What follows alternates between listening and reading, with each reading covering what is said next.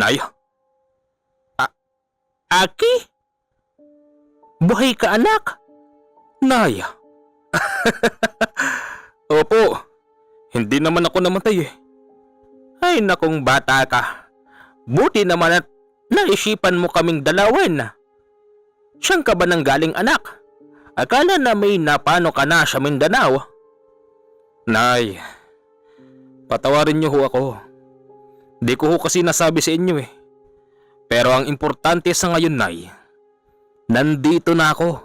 Si tatay nasaan? Wala na. Anong wala na? Ibig niyo sabihin? Ibig kong sabihin, anak, matagal na kaming iniwan ng tatay mo. Tignan mo ko, anak. Tumanda na ako ng ganito. Siya nga pala, sinong kasama mo? Nasyan ang aking mga apo at ang aking manugang. Ha? Anong ibig mong sabihin, Nay? Bakit? Sa tagal mong nawala, wala ka pa bang asawa at anak? Wala ho, inay. Ano? Aki yung totoo. Bakit hindi mo sila isinama dito? Nay, wala pa nga ho akong asawa at anak. Saan ka nang galing? Galing ho ko kay Maestro Nole. Sino yon? 10 taon ka doon? Oo, inay. Isa na ho akong ganap na albularyo. Aba, ibang klase ang kurso mo, anak. Mabubuhay ba tayo dyan? Mabibigyan ba tayo ng maayos na pamumuhay? 10 taon kang nag-aral para lang maging isang albularyo? May sweldo ba dyan? Nay, kararating ko lang eh. Binubungangaan niyo agad ako. Paano ba naman, anak? Kala ko ba naman patay ka na? Tapos uuwi ka? Wala man lang apo na ipapakilala sa akin? Nay. Si Rosana. Kamusta si Rosana? Sa pagkakaalam ko, anak, 2 taon nang nasa Mindanao si Rosana. At sa pagkakaalam ko, may asawa na yata doon. Di na nga umuwi dito. Ganun ba? Hindi bali, Nay. Pupunta na lang ako ron. Saan? Sa bahay nila Rosana. Bahala ka. Baka magulat mga yun. Baka sabihin si Aki bumangon sa lupa. Nay naman eh. Huwag naman kayo nagsasabi ng ganyan. Hindi tama yan, inay. Sige na. Pumunta ka na, anak. Sa pagpunta ni Aki sa bahay nila Rosana, inabutan niya roon ang kanyang kuya. Tao po. Rosana? Sino yan? Kuya Gideon? Ikaw na ba yan? Teka, Aki? Ako nga ito, kuya. Oo, huwag ka lalapit. Multo ka. Ha? Hindi. Hindi ako multo, kuya. Ako talaga to, si Aki. Hindi. Aki, wala naman akong kasalanan sa'yo para multuhin mo ako. Kuya, ano bang sinasabi mo? Hindi ako patay. Buhay na buhay si Aki. Totoo ba yan? Teka, sandali. Kukuha ako ng asin. Sinabuyan si Aki ng asin ng lalaking si Gideon. Nang tamaan ito ni hindi man lang siya nag-react. Natatawa na lang tuloy si Aki dahil sa ginagawa ng lalaking yon. Hindi naman niya kasi masisisi si Gideon dahil nga akala ng mga tao sa kanila ay matagal na siyang patay. Pasensya ka na. Kala ko kasi multo ko eh. Tsaka alam mo bang balitang balita rito? Patay ka na raw. Di ba nga, napadpad ka sa Mindanao at isa ka ron sa natabunan. Ang totoo niyan, yung mga kasamaan ko yun. Maswerte ako at nakaligtas ako. Huwag na natin pag-usapan yan. Kuya Gideon, si Rosana, nasaan na siya? Kuya, ba't biglang tumamlay ang itsura mo? Aki, Katulad mo. Matagal na rin siyang hindi nagpapakita. Bakit? Paano ba siya? Sabihin na nating sumama sa isang matandang lalaki. Ha? Anong ginawa niyong hakbang? Di niyo man lang siya hinanap? Ba't namin siya hahanapin? Ginusto niya yun eh. Pero Kuya Gideon, ano bang nangyari kasi? Bakit siya sumama doon? Dahil sa hirap ng buhay. Alam mo, gustuhin man namin siyang puntahan doon sa Mindanao. Hindi namin siya mahanap. Tsaka wala kaming hawak na address niya. Kaya eto kami. Nag-aantay na lang na dumating siya. O baka nga patay na rin ng kapatid kong si Rosana eh. Ikaw naman kasi, tagal mong nawala. Kaya di mo rin masisisi yung kapatid ko na sumama sa ibang lalaki. Patawarin mo ko, Kuya Gideon. Yung paglayo ko ay merong malalim na dahilan. Sabihin na natin ganoon. Siyempre may taong nag-aantay sa'yo. Hindi lang si Rosana. Pati mga magulang mo. Alam mo bang, yung tatay mo iniwan na kayo? Yun na nga eh. Yun ang hindi ko naintindihan, bakit ginawa ni Itay yun. Ewan. Pero Aki, bakit ba? Bakit ka nandito? Akala ko kasi nandito pa si Rosana. Wala na. Anong gagawin natin? Sige Kuya Gideon. Pasensya na sa abala. Ayos lang yon. Natutuwa ako na muli kang makita. Di ba tayo inom? Nako. Tsaka na ho. Sige, bahala ka. Sa pagbalik ni Aki sa kanilang bahay, naisip niyang hanapin si Rosana sa Mindanao kahit na hindi niya alam kung saan doon. Alam naman niyang napakalawak ng Mindanao, kaya't hindi basta maghanap ng isang babaeng nawawala. O Aki, anong ginagawa mo? Bakit nag-aalsabalutang ka na naman? Nay, hahanapin ko lang si Rosana. Ay nako, sa Mindanao yun. Saan mo hahanapin ng babaeng yun? Ang dami-dami namang iba dyan. Kung ako sa'yo anak, maghanap ka ng mapapangasawa agad-agad. Pakasal na natin. Di na kailangan pang magsayang sa isang babaeng matagal nang wala. Bigyan mo ko ng apo. Matanda na ako anak. Gusto ko magkaroon ng apo sa'yo. Nay, gustuhin ko man pero hindi ganun kadali yun. Ay bakit? Kung sakali bang makita mong buhay si Rosana, magiging kayo ba agad? Sa balita ako doon sa babaeng yon, sumama sa matandang mayaman. Huwag mo nang agawin pa. Nay, malakas ang kutob ko na mahal pa rin ako ni Rosana at hindi ako naniniwala inay na kusa siyang sumama ron. Nararamdaman ko na si Rosana mahirap at mabigat ang kanyang pinagdaraanan sa kamay ng matandang yun. Aki, hindi ako boto dyan sa gagawin mo na yan. Habang nag-uusap ang magnanay, may kumatok na babae. Nay, may tao ho. Ano yan? Hello po, mother. Ikaw pala, Melissa. May kasama po kayo? Anak kong panganay si Aki. Dumating na. Hello po. Hello. Ano yung paninda mo? Mga lutong ulam po. Nay, bili ka na. Nay, ang pogi naman pala ng anak mo. Di mo sinasabi sa akin. May anak ka palang gwapo. Siya nga pala anak, si Melissa. Melissa, si Aki. Baka naman pwedeng kayo na magkatuluyan. Binata naman ang anak ko at dalaga ka naman, Melissa. Nay, eto na naman ba tayo? Kailangan na naman ba natin magtalo? Si Rosana lang ang gusto ko, inay. Wala nang iba. May kasintahan pala. Yung kasintahan niya, 2 taon nang wala rito at meron ng mahal na iba. Sa madaling sabi, ang babaeng gusto ng aking anak ay pag-aari na ng iba. Ganon ho ba? Sige po, Nay. Aki, aalis na po ako. Mag-iingat ka, Melissa. Sige. Kapansin-pansin sa babaeng si Melissa na parabang na-inlove ito kay Aki.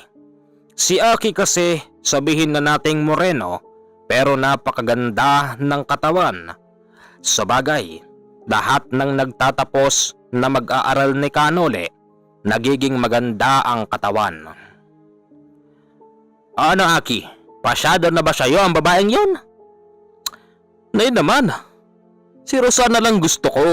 Aki, may asawa na yon. O baka nga patay na yun eh. Huwag mo na siyang hanapin. Ano? Iiwan mo na naman ako rito. Kararating mo lang. Di ka man lang magtagal dito kahit na siyang taon. Nay, magkasundo nga ho tayo. Di ba gusto mong magkaroon ako ng anak para mabigyan kita ng apo? Gusto ko. At gusto kong gawin mo na yon agad-agad. Nay, sa palagay mo ba, habang nandito ako sa bahay, makakahanap ako rito ng mapapangasawa? O sige, Inay, sabihin na nating si Rosana may asawa na. O ngayon, maglalakbay ako sa Mindanao. Baka sakaling dito ko palang makita yung babaeng makapagbibigay sa inyo ng apo. Ayos ba yun? Mukhang may punto ka, anak.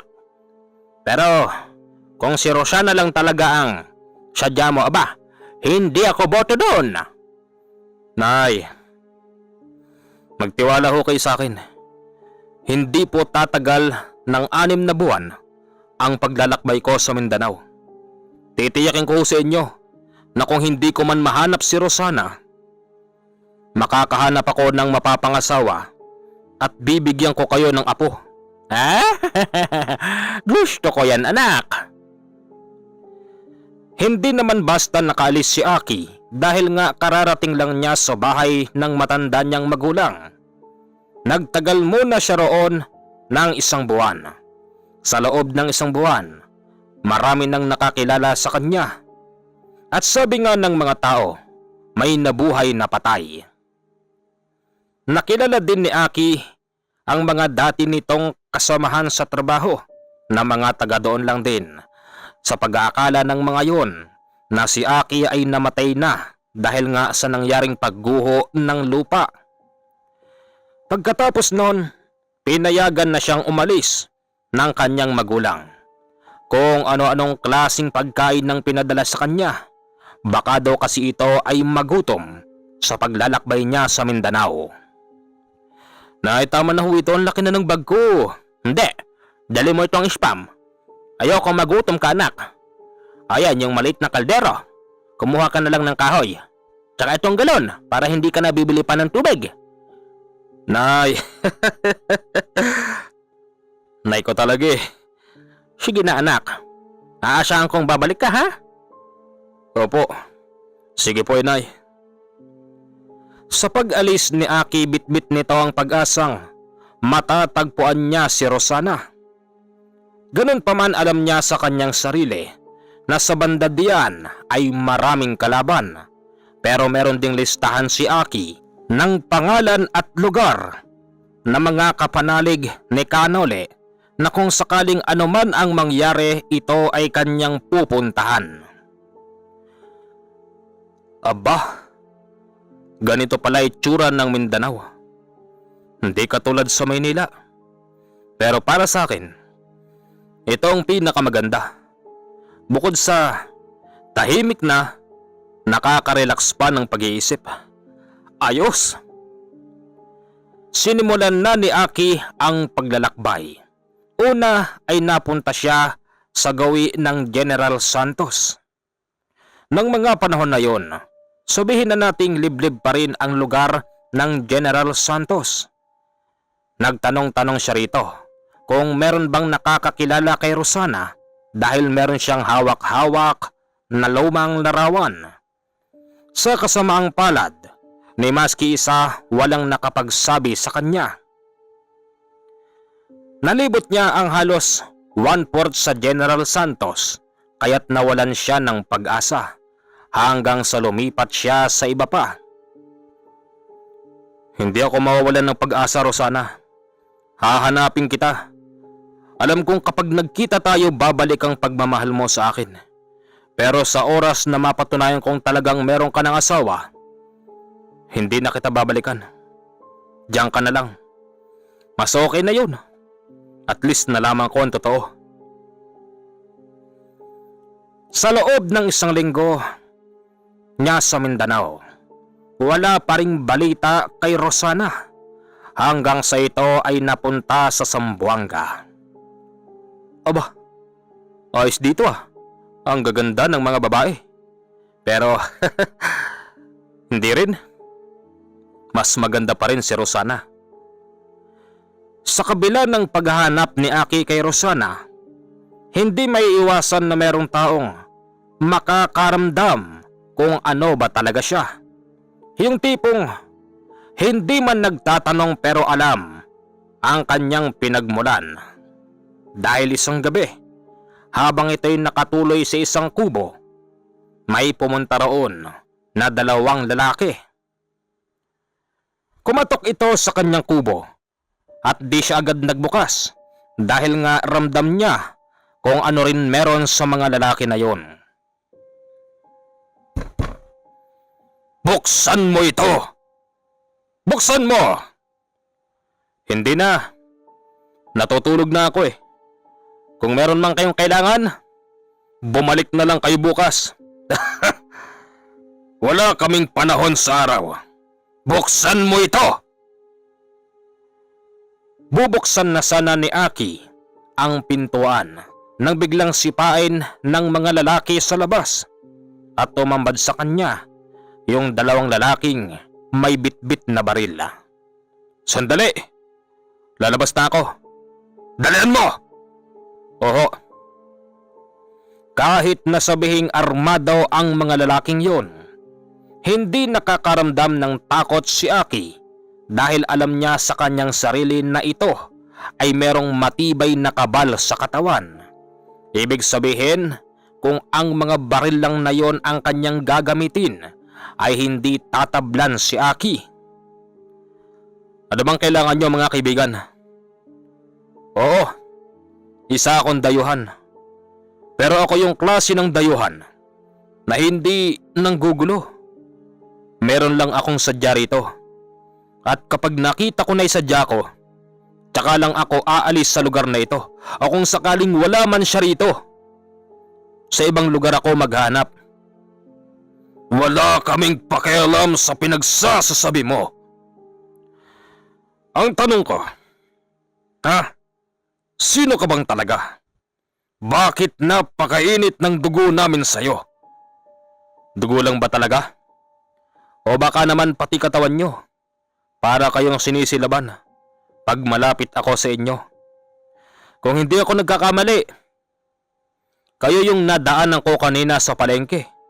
Yung nagtatadtad ng baboy. Oo, tama ka. Sagutin mo ko. Anong meron sa'yo?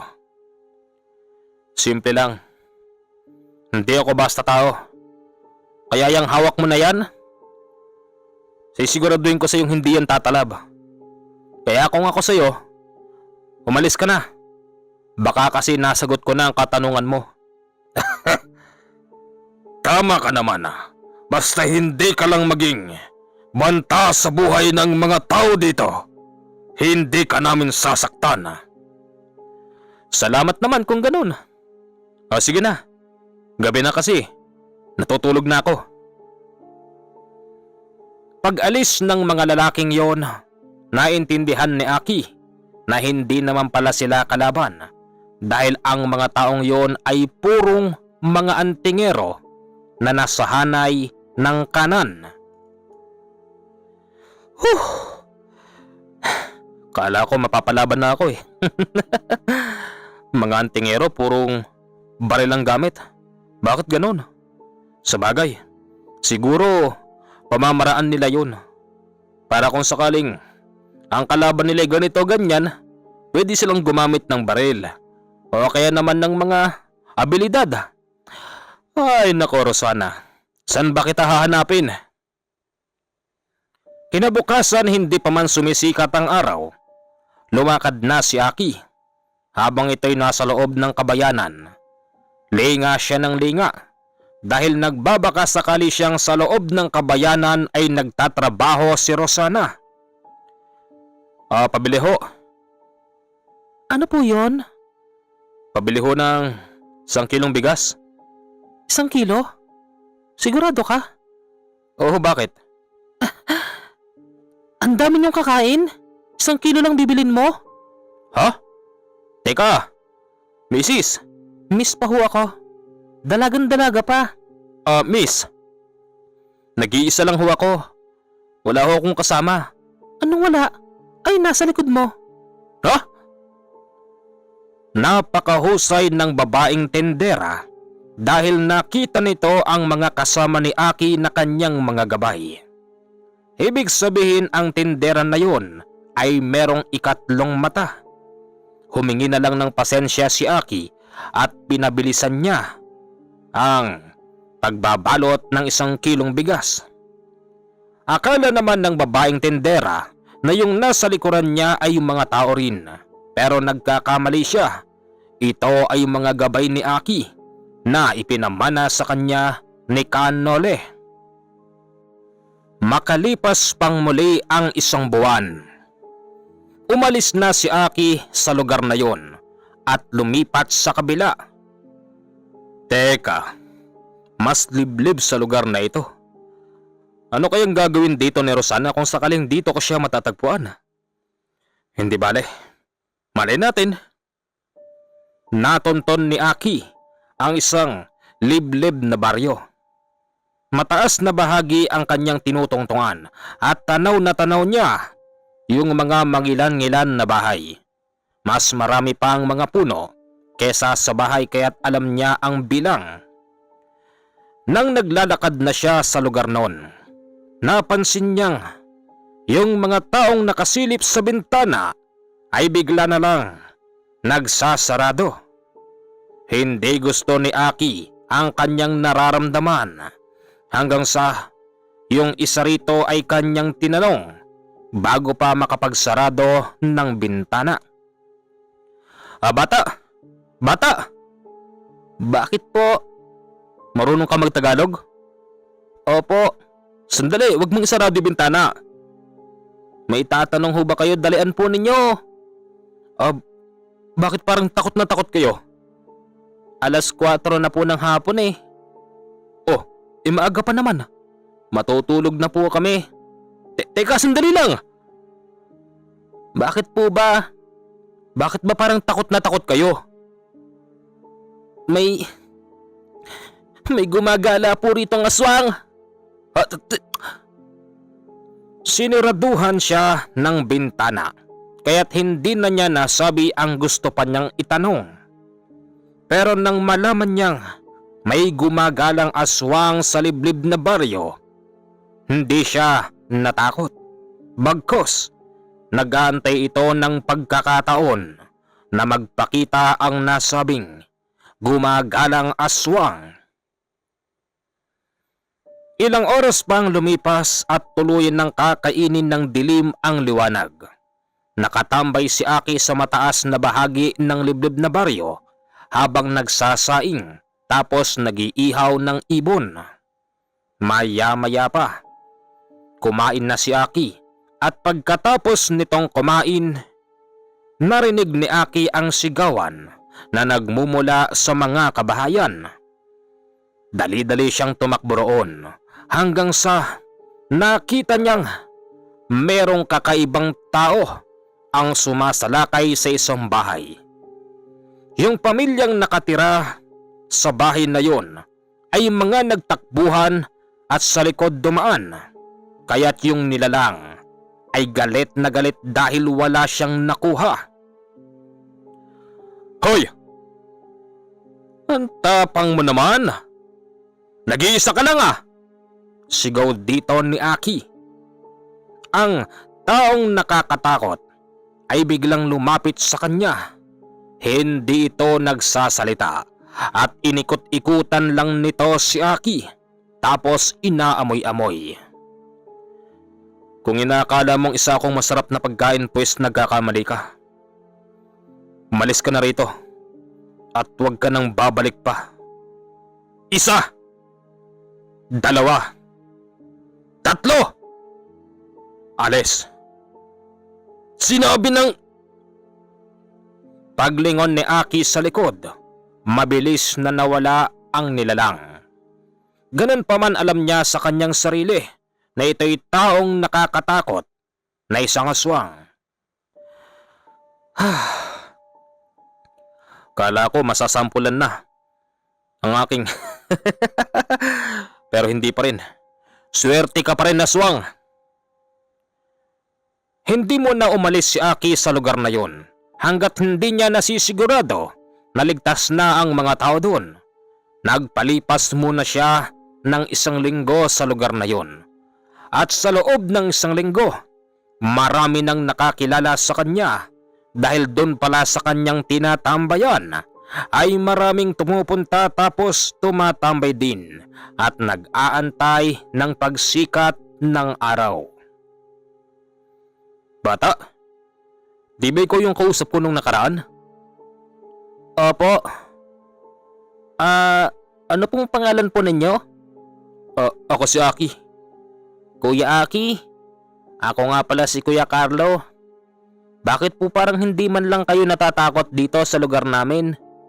Kagabi, sumalaki na naman yung aswang. Hoy Carlo, sabi ni nanay, nung sumalaki yung aswang kagabi, may nakita siyang taong dumating at tinaboy daw yung aswang. Talaga? Sino kaya yun? Ewan, hindi raw makita nung nanay eh. Paano ba naman? Napakadilim. Ang galing naman. Nakakatuwa. May nagpalayas sa aswang. Kaya nga eh. Kung sino man siya, Carlo, gusto ko siyang makilala. Kuya, saan ka natulog? Hindi ba dayuhan ka? Oo. Dayuhan ako. Huwag mo sabihin kuya na dito ka natulog. Buti hindi ka natsambahan ng mga aswang kuya. Hindi naman. Takot lang sa akin nun. Kuya Aki? Huwag mo sabihin. Hindi. Biro lang.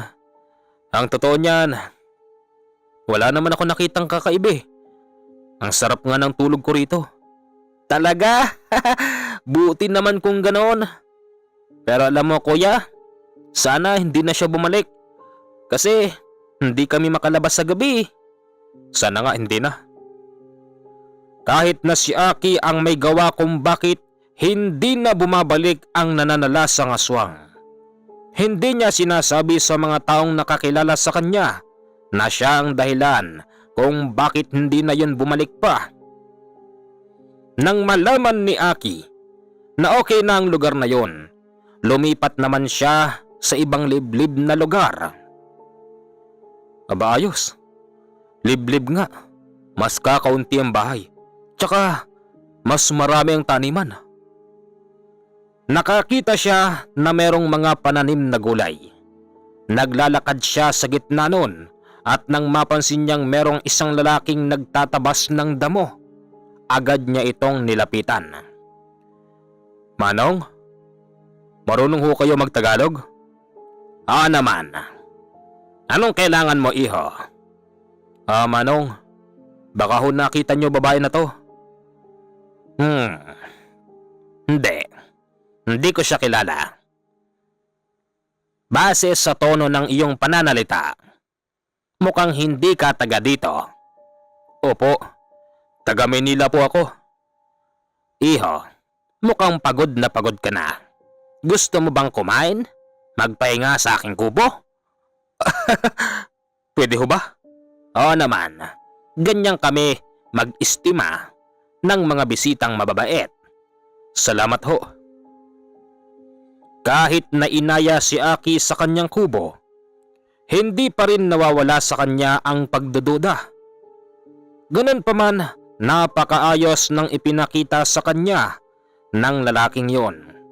Napakasasarap ng pagkain at hinding-hindi mo ito pagbibintangan na luto ng aswang o ng kung ano paman. Sige lang iho, kumain ka lang dyan. Oo, salamat ho talaga. Kung gusto mo, bibigyan pa kita ng pabaon. Mukhang matagal ka nang naglalakbay at mukhang seryoso ka sa paghahanap sa babaeng yan. Oo nga po eh. Teka, bakit nga ba hinahanap mo siya? Kasi ho Manong, mahal ko po siya. Mahigit 10 taon na po kaming hindi nagkikita. Nung umuwi ako sa amin, sabi ng mga magulang ko, dito raw siya napadpad sa Mindanao at sumama siya sa isang matandang mayaman. Kung ganon iho, hindi ka dapat dito sa kabukiran o sa liblib naghahanap ng tao. Mayaman naman pala, bakit hindi ka magpunta sa mga city? Baka doon nakatira ang taong hinahanap mo. Tsaka isa pa, mayaman na tao pala ang kanyang sinamahan. Hindi ka mahihirapan na hanapin yan. Pero sa pagkakakilala ko kasi sa babaeng to, hindi rin siya masyadong mahilig sa mataong lugar. Baka kasi mamaya, na-request niya doon sa matandang lalaking mayaman na tumira sila sa liblib. May punto ka rin. Mukhang matagal ka na talagang naglalakbay. Opo, medyo matagal na rin. Kung ganon iho, ito lang ang sasabihin ko sa'yo, ano? Mag-iingat ka, lalo dito sa lugar namin. Dito, baka makatagpo ka ng mga rebelde. Baka bihagin ka pa nila. O kaya naman, aswang ang makatagpo mo. Manong, naniniwala ho kayo sa mga aswang? At bakit hindi? Mindanao to iho. Mindanao. At kahit sang kamapadpad, meron pa ding aswang. Pero dito sa lugar namin, laganap pa rin ng ganyan. Salamat ho sa paalala. Sige. Ipinahanda ko na sa aking asawa ang ipapabaon ko sa iyong pagkain. Sana'y hindi mapanis. Sana'y maubos mo yan. Salamat ho Manong. Paglagpas ni Aki sa napakabait na tao, doon naman siya napunta sa mas masamang tao. Dahil pagtapak pa lang niya sa bakuran noon, nakarinig na siya ng warning shot. Mula sa malayo, rinig na rinig ni Aki yung matandang lalaking sumisigaw. Sandali ho! Bakit po? Anong bakit? Tumungtong ka sa lupain ko! Magnanakaw! Nako, hindi ako kalaban. Anong hindi? Ang laki-laki ng bag mo, ha? Siguro pinitas mo ang pinya ko. Nako, hindi ho. Kung gusto niyo, tignan niyo po. Sige, ibaba mo dyan. Nang ibaba ni Aki ang kanyang bag, agad itong binuksan ng matandang lalaking may hawak na baril. Kung tutuusin, hindi naman siya tatablan ng bala noon. Pero bilang pagrespeto, pinabayaan na lang ni Aki ang kanyang ginagawa hanggang sa tumambad sa matandang yun ang isang maliit na baul at pilit nitong binubuksan. Hindi niyo mabubuksan yan. Ako lang ang nakakaalam para mabuksan yan. Huwag niyo sabihing magkakasipin niya dyan. Hindi nga. Pero nabuksan ko na eh. Gusto kong makita ang nasa loob. Tatang, ngayong nakita mo na hinahanap mo, bakit pati to gusto mong makita, ha? Anong nakita? Wala nga akong nakita sa bag mo. Ibig kong sabihin, nakita mo nang wala akong ninakaw. Napadaan lang po ako. Teka, sino ka ba? Ano bang pangalan mo, ha? Aki ho. Aki ho? Aki. Ayun, teka. Aki. Taga siyang kaiho? Taga Maynila ho. Maynila?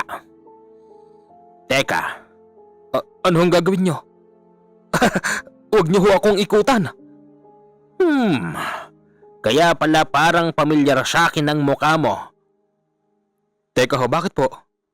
Ikaw ang disipulo ni Kano Lesto? Ho, kilala niyo ho ang aking maestro? Oo naman, kapanalig ko siya. Ha? Teka, sandali lang ho. Ano yan? Ano yung mga binubulaktat mo? Listahan ho. Tama. Ito yung isa sa lugar ng kapanalig ni Kanole. Kung ganon, magkakilala pala kayo. Teka nga. Ano bang sadya mo rito? Hinahanap ko ho kasi si Rosana. Yung dati ko hong kasintahan. Mahigit 10 taon na ho kasi kaming hindi nagkikita eh. Dahil 10 taon ako nag-aral ng lihim na karunungan kay Maestro Nole. Manong, kayo ho si Tandang Oho? Tama ka. Ako nga si Tandang Oho. Ay nako, tignan mo nga naman ang pagkakataon. Bakit kasi hindi man lang nagpasabi ang iyong maestro na maglalakbay ka pala rito sa Mindanao para hanapin ang babaeng yan? Hindi rin ho kasi alam ng aking maestro na pumunta ako rito. Ang pagkakaalam niya lang po, nandun ako sa Maynila. Ay nako iho, ay pasyensya ka na. Buti hindi ka tinamaan ng bala ko. Sabagay, di ka naman talaga tatablan. Halika, pasensya ka na at naikalat ko pa yung laman ng bag mo. Puro sardinas at bigas. Oho, tsaka napansin ko kanina, meron kang mga kasama. Mga gabay po. Sabi ko na nga be. Kaya ayaw kitang masyadong pagalitan. At baka mamaya kapanalig ka. Tama nga naman. Dito ka muna iho. Dito, halika. At akong bahala sa iyo.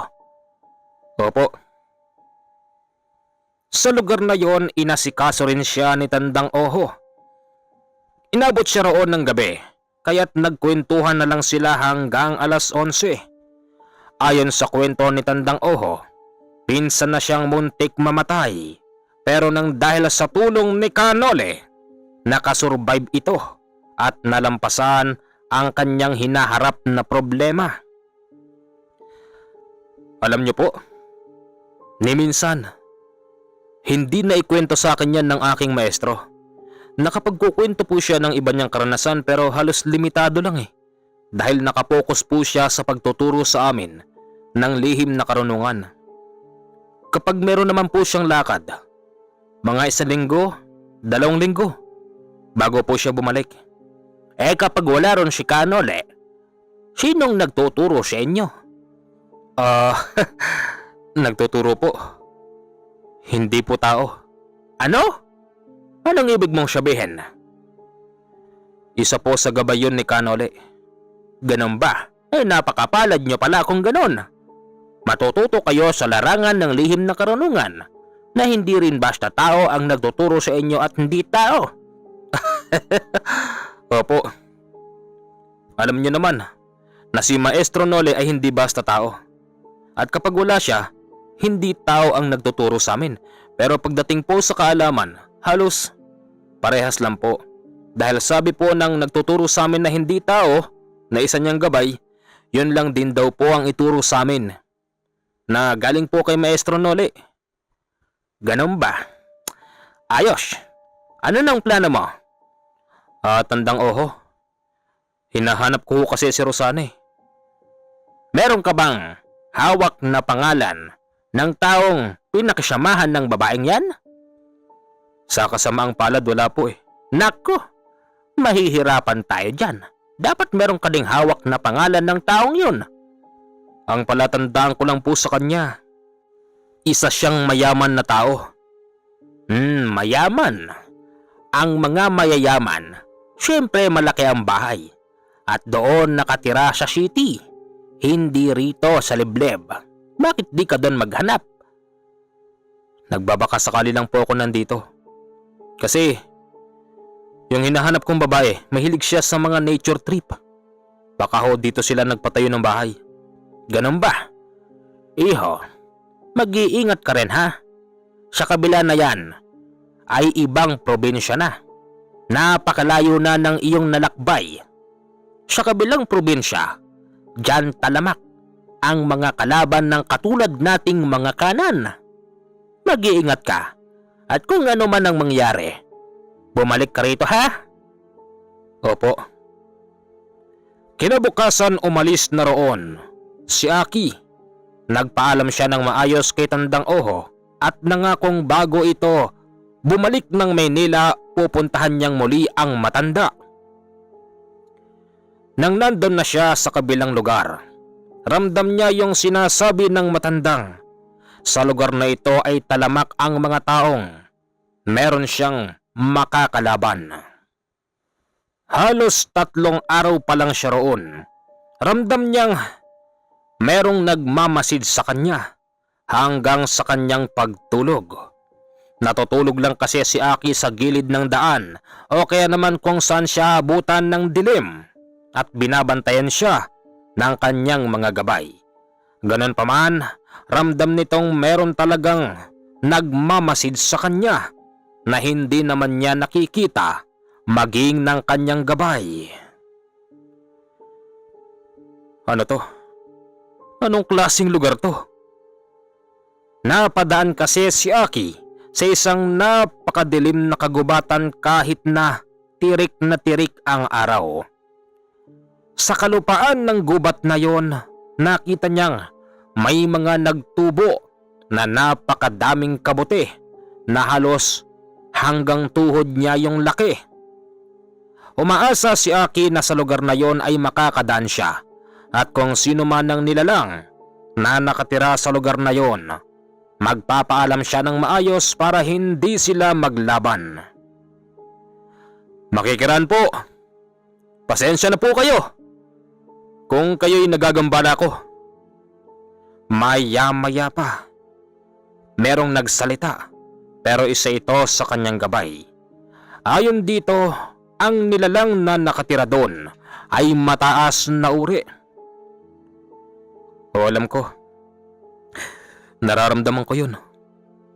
Bago siya makatagpos, ang nilalang na nakatira doon ay nagpakita kay Aki. Magandang tanghali po. Makikiraan lang po. Isang matandang babaeng nakadikit sa puno ang nagpakita sa kanya. Tapos ang itsura noon ay parabang puno din dahil nagkukulay berde na ang buong katawan. Hindi yung kumikibos sa kanya, bagkus kinikilatis lang siya nito sa pamamagitan ng tingin hanggang sa sumenyas itong lumayo na siya. Medyo kinabahan ako ron. Pero mabait naman pala ang nilalang na matanda. Pagtagos ni Aki sa lugar na yon, medyo umabot na ng bandang 5:00 kaya't mas madilim na ang paligid. Rinig niya yung napakadaming atungal ng aso na parabang may nakikitang kakaiba sa paligid. At nakita niya yung mga kabahayan, sarado na at patay na yung ilaw.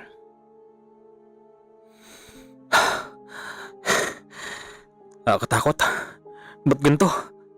Iba yung pakiramdam ko. Yung mga asong umaalulong ay biglang nagtakbuhan nang makita si Aki. Maya-maya pa may lumundag na mula sa bubong ng bahay. Ang dami nyo! Sino kayo? Bakit?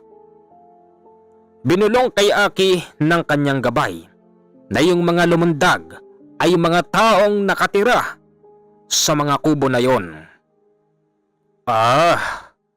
Aswang. Mga aswang kayo, di ba?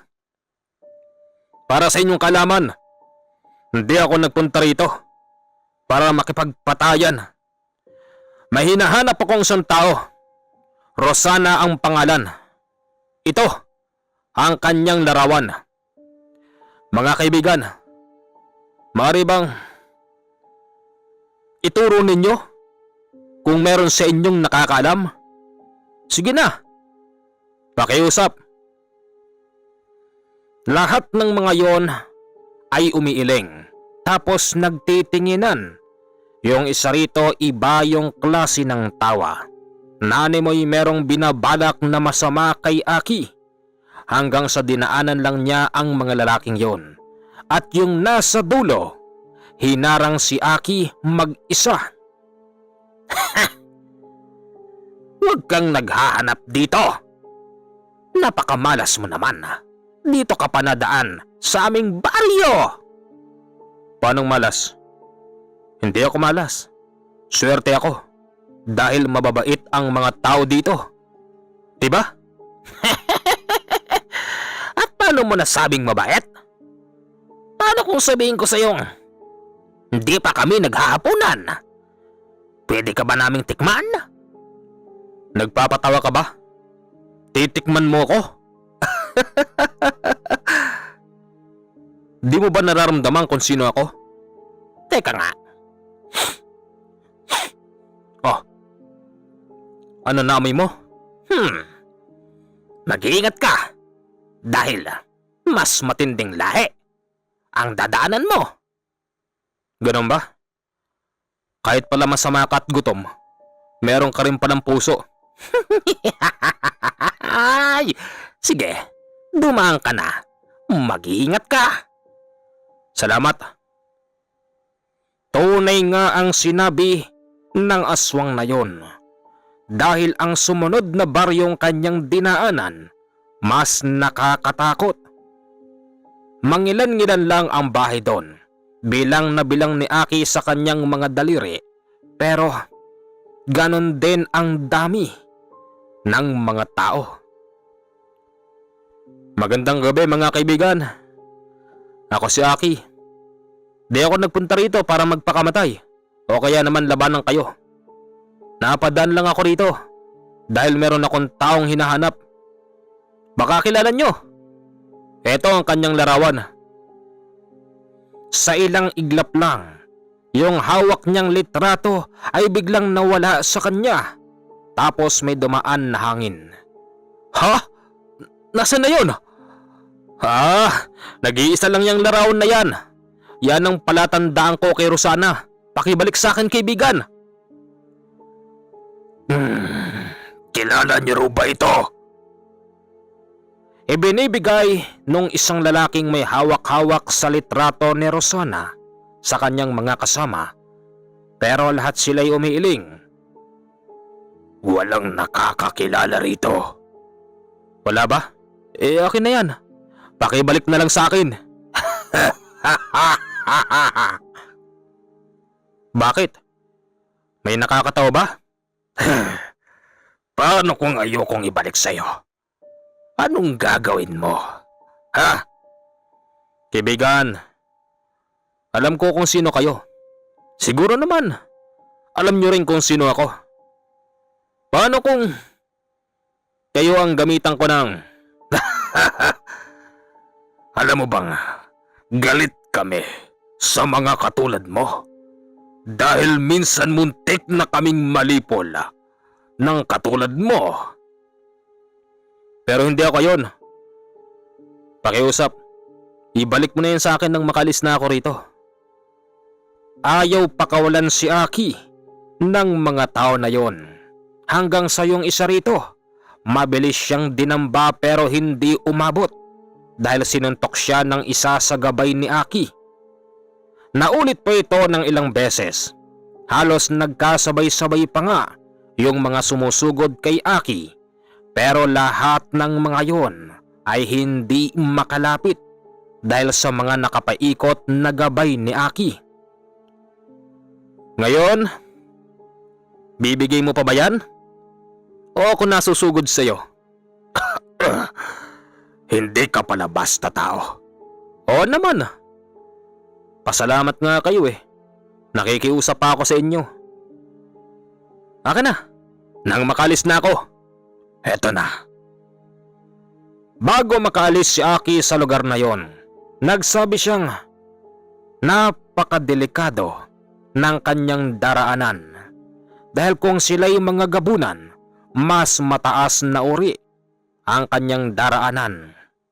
Nag-iisa lang naman daw yon dahil wala itong kasundo at ito'y nakatira sa loob ng isang malaking bato kung saan sa ilalim noon ay merong guwang na pwede niyang tirhan At ang mas matindi pa ron, kahit na hanapin mo siya sa ilalim ng bato, ay hindi mo siya basta matatagpuan. Nang dumaan na doon si Aki, ramdam niya yung kakaibang presensya. Bumibigat ang kanyang pakiramdam at tumataas din ang kanyang balahibo. Maging ang kanyang mga gabay ay hindi malaman kung anong klasing tao ba ang nakatira doon. Ganun ba? Nakakatakot kung tutuusin. Pero ayos lang. Wala naman tayong ginagawang masama sa kanya. Bago makalampas si Aki sa malaking bato, biglang may nang bato sa kanya. Maging ang kanyang mga gabay ay hindi napansin yun. Hindi rin kasi biro yung laki ng bato, halos gagabilog ng timba. Kaya't nung tamaan si Aki, bigla siyang bumulagta at nagulungan pa siya ng batong yun. Ah! Sino bang may gawa noon? Kung isang simpleng tao lang ang binato noon, tiyak na mamamatay. Maya-maya pa, nagpakita kay Aki ang kakaibang aswang na hindi gabunan, bagkos isa itong hanagob na nakakatakot ang itsura. Ikaw? Ikaw ang bumato sa akin? Ayos ka rin, no? Hindi ka man lang nagtanong kung bakit. Anong ginagawa mo rito? Anong ginagawa mo rito? Nandito ako para dumaan. Di ako pumunta rito para guluhin ka.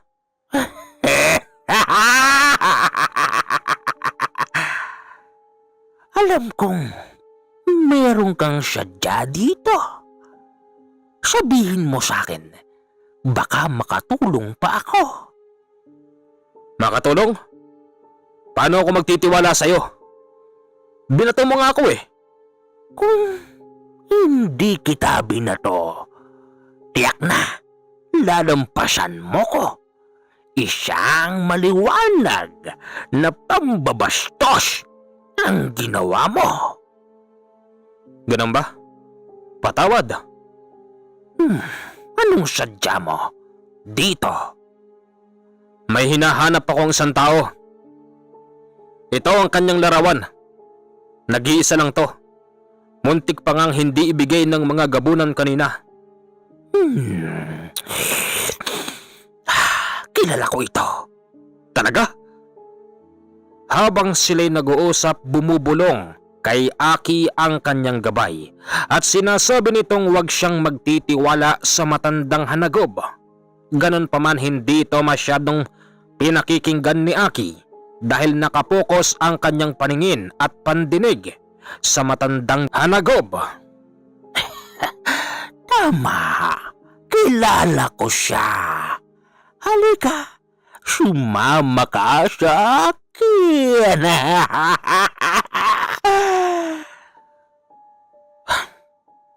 Ano pang inaantay mo?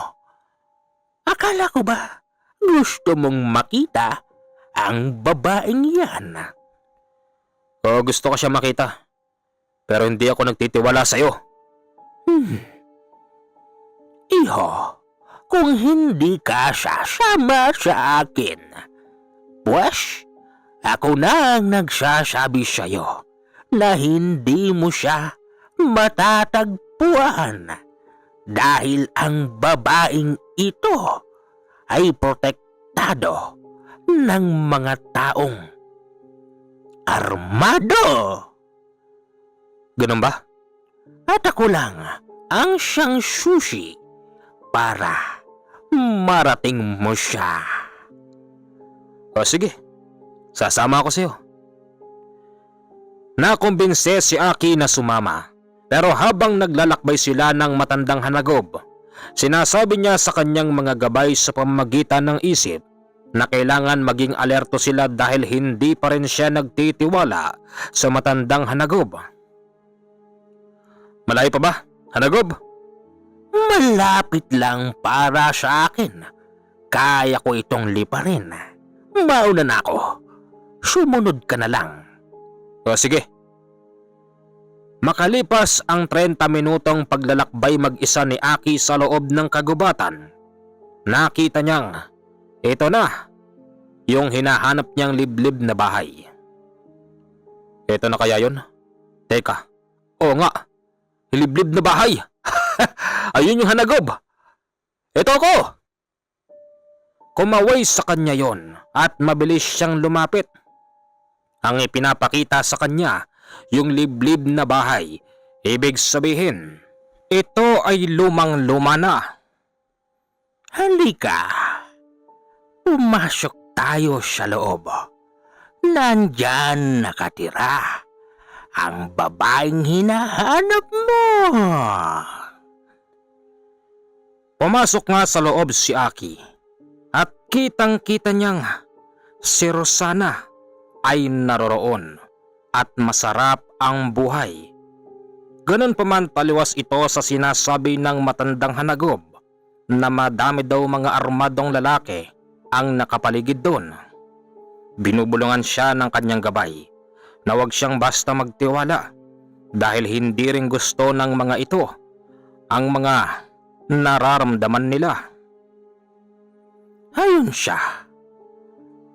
Rosana? Aki? Paano mo ko natuntun dito? Rosana? Ikaw nga. Akala ko patay ka na. Mahabang kwento. Rosana? Alagang-alaga ka pala rito. Sige. Sandali lang. Saan ka pupunta? Alis na ako. Gusto ko lang naman mapatunayan kung ayos ka lang at kung talaga bang meron ka ng asawa. Meron. Ayun siya oh. Kamusta, kaibigan? Ayos lang. Alis ka na ba? O sana eh. Kararating mo pa lang. Dito ka muna. Kumain muna tayo. Gusto kong makita mo kung paano kami mag-estima ng bisita. Hindi na ho. Hindi rin po kasi ako pwede magtagal eh. Alis rin ho ako. Halika na. Yung matandang hanagob ay biglang nawala. Ganun pa man napapayag na si Aki dahil nakakaramdam ito ng gutom. Habang sila'y kumakain, sinabayan sila ng kanilang mga katulong. Rosana, ayos ka lang ba talaga rito? Oo naman. Nakita mo naman ang buhay ko rito, di ba? Oo pero parang may mali. Anong mali? Walang mali rito, kaibigan. Masaya rito si Rosana. Hindi ba mahal ko? Pagkatapos kong kumain, alis na ho ako. Walang kalam-alam si Aki na yung kanyang kinakain ay merong nilagay na pampatulog. Nang dahil doon, nakatulog siya ng mahabang oras at yung inaakala niyang si Rosana ay isa palang matandang babae na kayang magpalit at manggaya ng anyo. At ang mas nakakatakot pa, ang matandang babae na yun ay merong gamit na marosan. Nang natutulog na si Aki, nagpalit yon ng anyo. Yung matandang babae pala na yon ang siyang namumuno sa lahat ng mga naroroon. Ngayon, nakakuha na naman tayo ng bagong biktima. Magaling, hanagob. Magaling dahil mababawasan tayo ng kalaban. Tuwang-tuwa ang matandang hanagob ng dahil sa papuri ng matandang babaeng may marosan. Maria de, anong plano mo dyan sa manggagaway? Aneb, simple lang. Gagamitin natin siya sa mga kalaban natin. At kapag napag-alaman ko, nakapanalig ni Nolesto ang taong ito, mas maganda yun. Dahil tatanggalin ko ang kanyang pag-iisip at siya'y ilalaban natin kay Nolesto.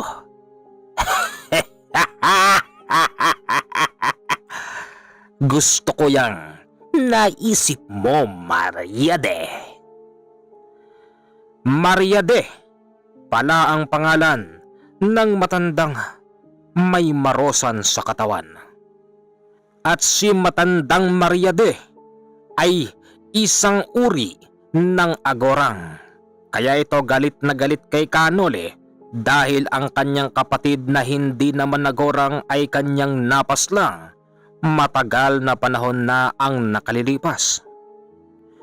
Sa kabilang banda, pilit na ginigising ng mga gabay ang natutulog na katawan ni Aki, pero hindi ito magising-gising.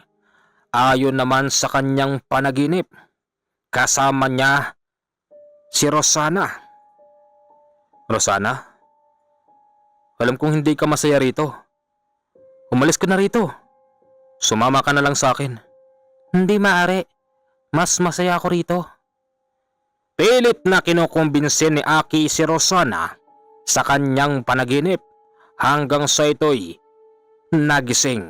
Dahil si Rosana ay biglang pumangit at naagnas ang pagmumuka. Rosana! Gising ka na pala. Siya nga pala. Ako, si Aneb. Aki, ako si Aki. Ikinagagalak kitang makilala. Habang sila'y nag-uusap, hindi napansin ni Aki na si tandang Mariade ay nasa likod niya. Bigla siya nitong hinawakan sa ulo at nawalan siya ng malay. Ginagawa na pala ng matandang Mariade ang proseso para tanggalan siya ng pag-iisip. Makalipas lang ang 5 minuto, nagising na si Aki at ibang-iba na ito. Hindi na rin siya makontrol ng kanyang mga gabay. Tagumpay tayo!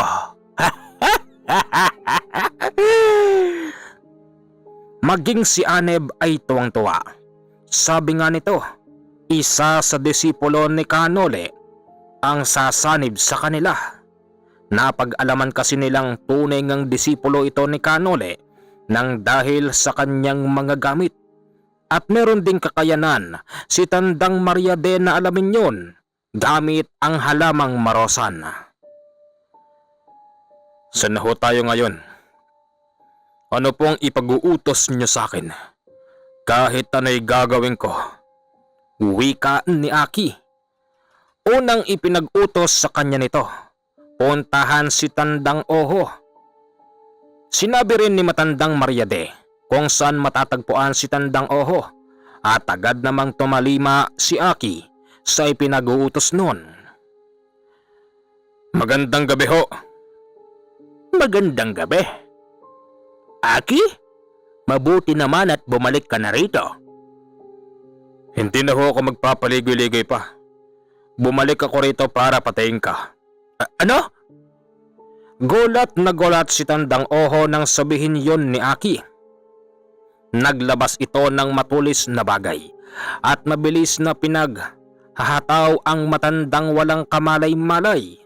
Ni hindi naman niya ito magantihan ng kanyang baril kahit hawak-hawak niya na ito hanggang sa kanyang napagtanto na si Aki ay kontrolado ng isang taong may hawak-hawak na marosan. Hindi maaari! Hindi to pwede! Sigaw pa ng matandang Oho. Tinugis siya ni Aki kahit saan ito magpunta. Hanggang sa bigla na lang nawala si matandang Oho. Saan ka nagpunta, tanda?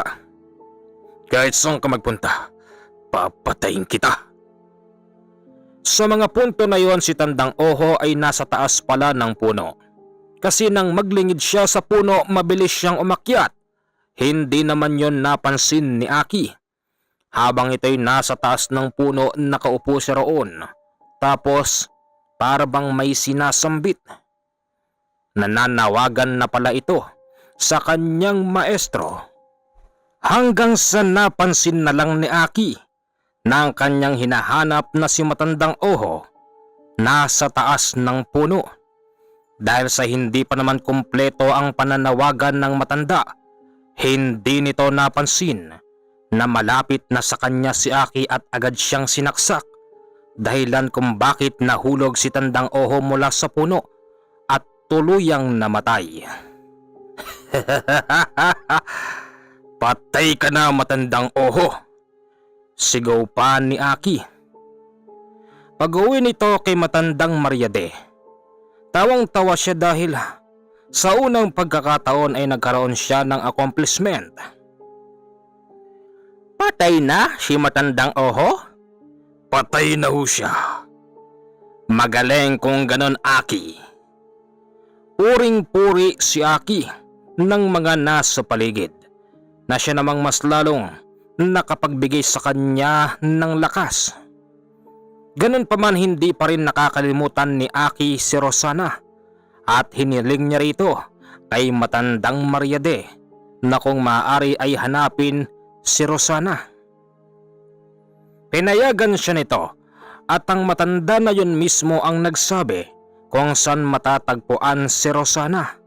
Tila ba nakalimutan na ni Aki na niloloko lang siya nito dahil nga nung una nagpanggap yon na si Rosana. Nang malaman ni Aki ang tamang address kung saan hahanapin si Rosana, ni hindi man lang ito nagpahinga at sa loob ng ilang oras narating na ni Aki ang kinalalagyan ni Rosana. Nakatayo siya sa harap ng isang mataas na bahay kung saan halatang mayaman ang nakatira. Hindi man lang siya kumatok at sinipa niya ang pintuan. "Sino ka? Anong ginagawa mo rito?" "Ilabas mo si Rosana. Kung hindi mamamatay ka." "Rosana, may naghahanap sa'yo, mahal ko." "Anong mahal ko?" Nagalit si Aki nang sabihing mahal ko, kaya't ang matandang yon ay agad niyang sinakal at ibinaltog sa simento. Tuguan ang matanda, halos hindi ito makagulapay. Aki? Ikaw ba yan? Paano mo ako natantan dito? "Rosana, mahal ko. Matagal kitang hinanap. Naglakbay ako dito sa Mindanao para hanapin ka. Sayo at sa gusto mo sasama ka sa akin." Anong ginawa mo sa asawa ko?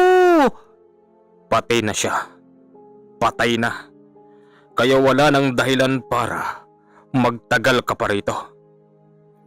Pilit na binitbit ni Aki si Rosana at dinala ito sa lumang bahay ni Marianide. "Nandito na ho kami. Hinding-hindi na kami magkakahiwalay pa ni Rosana." "Magaling kung ganon, Aki. Dito ka lang at mag-antay ka ng susunod na utos ni Mariade." "Salamat." Hindi lang pala kapanalig sa kanan ang gustong ipapatay ni Mariade, dahil ang mga aswang na nagbago ay gustong ipapatay din nito.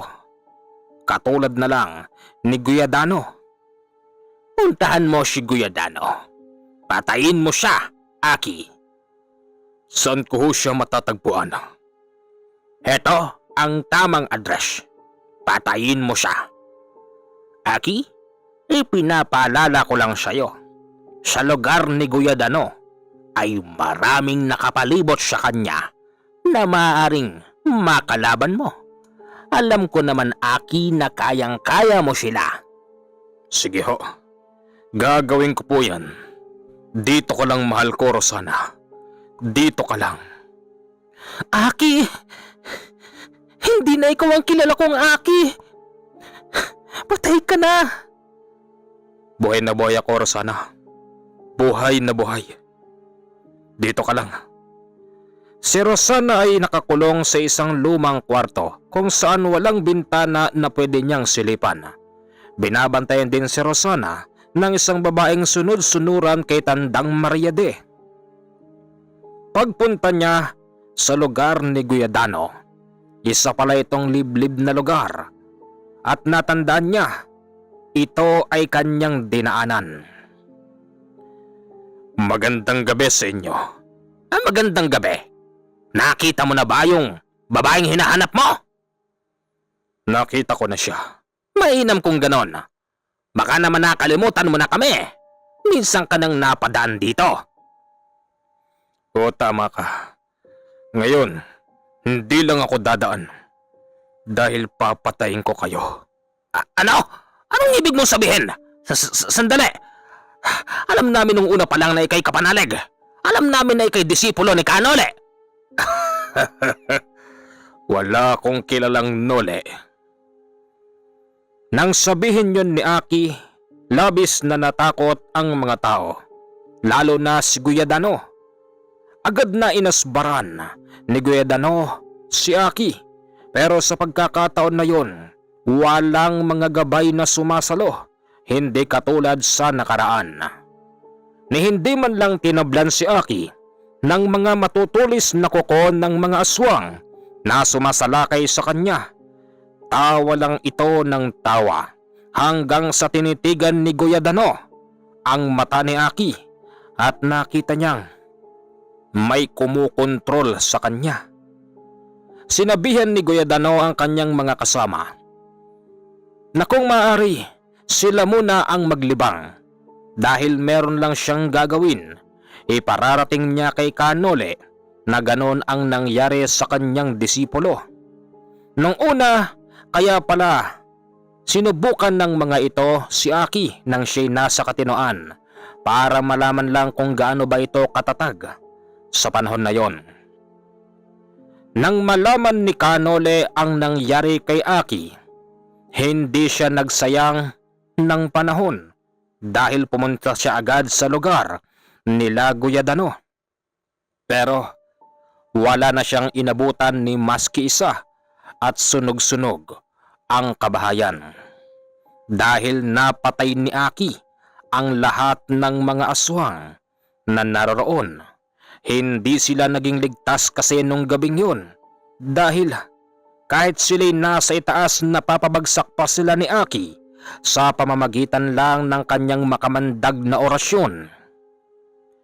Hindi. Paano nangyari to?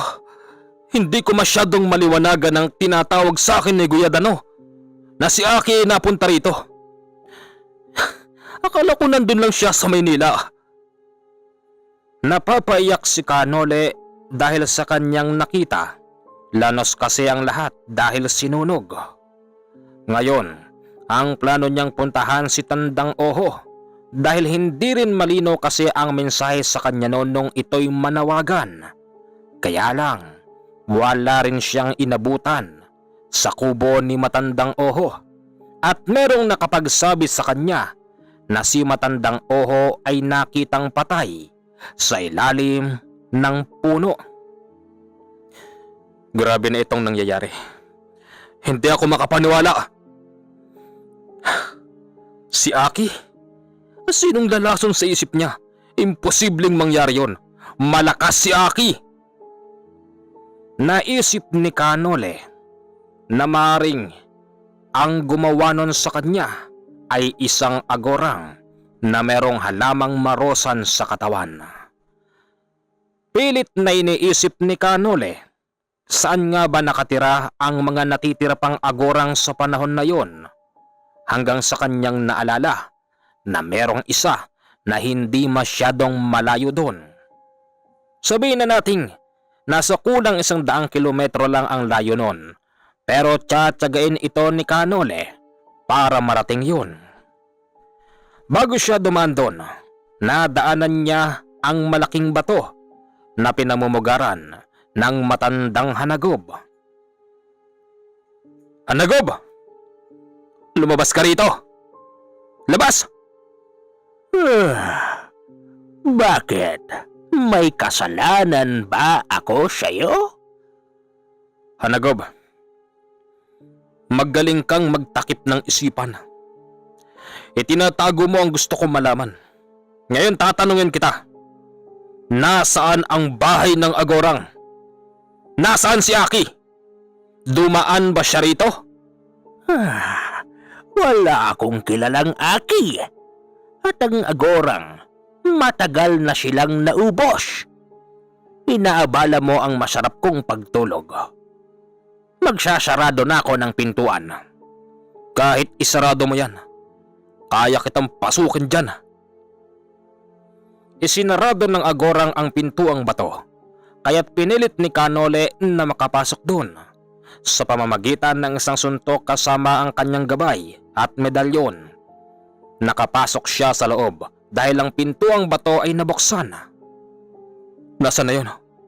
Nasaan ka? Hanagob!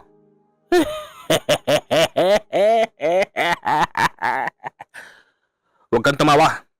Seryoso ako. Hindi niya makita ang hanagob kahit na wala naman itong ibang dadaanan. Maya-maya pa, ang pintuan ay nagsarado na naman. Kala mo siguro natatakot ako sa'yo? Makalabas lang ako rito. Titipaking kita. Pinilit ni Kanole na makalabas, pero hindi ganun kadali. Hindi katulad ng siya'y nasa labas kanina at madali siyang nakapasok.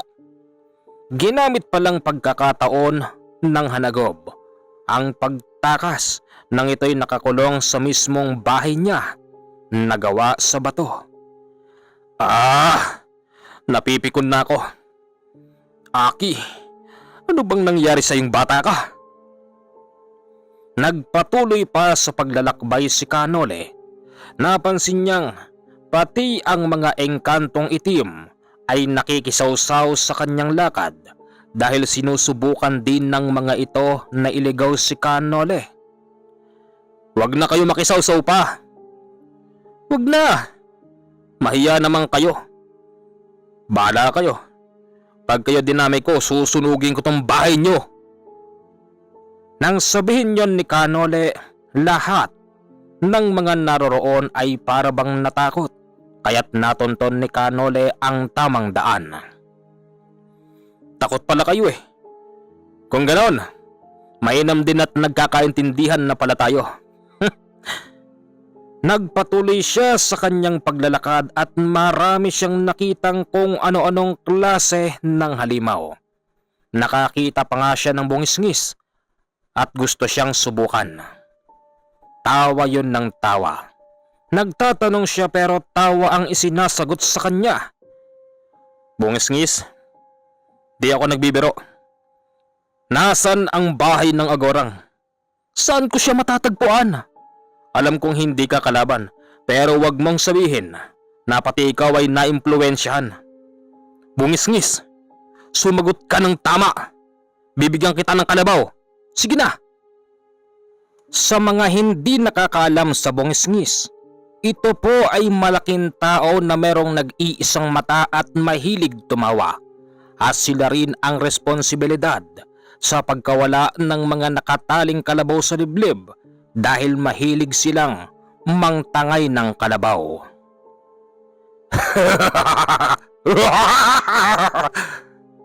Sige na, sabihin mo na sa akin, saan ang bahay ng agorang? Alam kong isa ka sa nakakatakot na nilalang na hindi namang kalaban. Makipagtulungan ka sa akin, kaibigan. Bibigyan kita ng kalabaw, pero hindi ko nanakawin yun. Bibilhin ko at iririgalo ko sa'yo.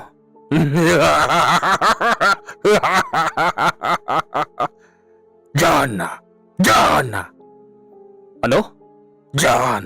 Diyan ka dumaan! Dalihan mo! Ay nako, ang hirap mong intindihin. Pero sige.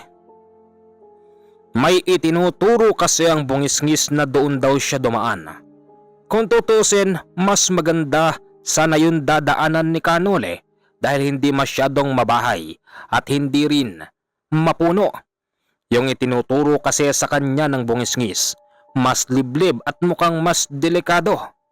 Pero nagtiwala siya sa bungis-ngis nung oras na yon. Hanggang sa meron na naman siyang nararamdaman. Sa oras na mapatunayan ko bungis-ngis na nililigaw mo ko, di na ako babalik sa'yo. Hindi kita bibigyan ng regalong kalabaw. Ang nararamdaman ni Kanole ay yung mga busaw. Busaw? Hindi naman kayo nakakatakot eh. Paraanin niyo ako. Huwag kayong tumulad sa mga engkantong nang liligaw sa akin. Pakiusap. Importante lakad ko. Kung gusto niyo ng gulaw pues ibibigay ko sa inyo pero wag ngayon. Pakiusap. Sa pamamagitan ng pakikiusap ni Kanole, nakita niya ang tamang daan. Nakakita rin siya ng isang magandang babae na sa palagay niya ay isang mabait na diwata pero hindi niya gabay. May tinuturo din yon na mas mabilis daw na daanan. Sa tubig? Bakit sa tubig? Mas mabilis ang daan dyan. Sige na, pumasok ka na. Nagtiwala si Kanole dahil din sa bulong ng kanyang gabay na isa ring diwata. Agad siyang tumalon sa tubig na yon. Nang walang ano-ano'y may humatak sa kanya papailalim. Ganon pa man hindi siya natakot dahil mahaba ang kanyang panghinga sa ilalim at meron siyang mutya ng tubig sa katawan. Sa paghatak sa kanya papailalim, dere-diretso yun hanggang sa nilutang siya sa ibang lugar. Ito na ba yun? Wika ni Kanole. Mabilis siyang umahon at sa pag-ahon niya'y wala pa rin siyang nakita. Ganon pa man ay meron siyang tiwala sa nagturo sa kanya. Dere-diretso pa rin siya sa paglalakad hanggang sa tatlong magkakapatid na mga nakakatakot na bertudes ang kanyang nakasalubong. Hindi ito mga gabunan. Hindi rin hanagob. Mga bertudes ito na mas nakakatakot pa kesa sa mga hanagob at gabunan. Mga kaibigan, ako si Nole. Alam ko, kayo'y mga bertudes na kung titignan ay parabang napakasimpleng tao na walang malay sa buhay espiritual. Hindi ako nagpunta rito para makipagpatayan sa inyo. Alam ko at nararamdaman ko na kayo'y merong sariling lakad. Maaari bang makiraan? Huwag niyong harangan ang aking dadaanan. Nakikiusap ako sa inyo. Kung saan ka man pupunta, sabihin mo sa amin para bigyan mo kami ng dahilan. Hinahanap ko ang aking disipulo na naglakbay sa lugar na ito. Nasa delikado ang kanyang buhay dahil siya ay bihag ng agorang. Pakiusap, paraanin niyo kami. Agorang? Hinahanap mo ang agorang. Bakit? Bigyan mo kami ng dahilan. Hawak-hawak niya ang aking disipulo. Pakiusap mga bertudes na magkakapatid. Paraanin niyo ako. Dahil sa napansin ng mga matataas na uri ng bertudes na nagsasabi ng totoo si Kanole, ang isa pa rito'y nagbibigay ng suporta. Alam daw ng isa sa mga bertudes kung saan ang lokasyon ng agorang, pero hindi ganon kadaling mapasok dahil ito'y liblib na bahay. Maraming mga nagbabantay na mas delikado pa kaysa sa kanila. Ganon? Sinasabi niyong mas malakas pa sa inyo? Meron pa bang mas lalakas sa katulad ninyo? Meron pa. Marami pa. Mag-iingat ka na lang. Salamat mga kapatid. Sa pamamagitan ng kanyang pakikipag-usap, nagkakaintindihan sila kaya siya nakadaan. Ano pa? Ano pa ang susunod? Meron pa ba? Ang kahuli-hulihang dadaanan ni Kanole, ang isang nakakatakot na pamilya na iniiwasan ng mga gabunan at ng hanagob. Ano to? Bahay ba ito? Ang nakita kasi ni Kanole ay parabang bundok na kasing taas ng bahay. Tapos nakakorte yun na patusok-tusok. Sa harapan noon ay merong isang parabang bunganga ng tao kung saan ito lang ang pasukan at labasan pero nakasarado. Imposible. Gubat to. Wala akong ibang dadaanan? Tao po! Maaari bang makiraan? Ilang beses sinabi yon ni Kanole, pero tila ba walang nakakarinig sa kanya.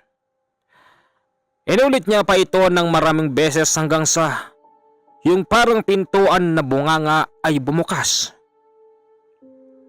Anong kailangan mo sa amin? Ha? Ikaw ang may-ari niyan? Hindi. Ako lang naman ang tagapagbantay. Bakit dito ka napadpad? Hinahanap ko yung bahay ng Agorang.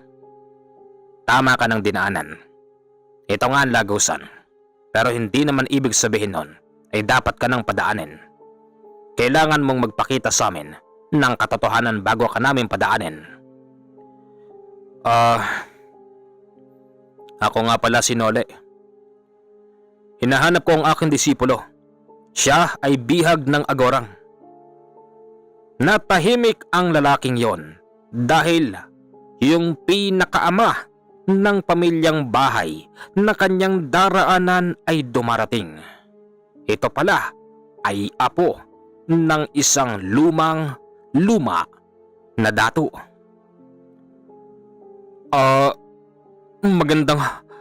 Magandang araw ho.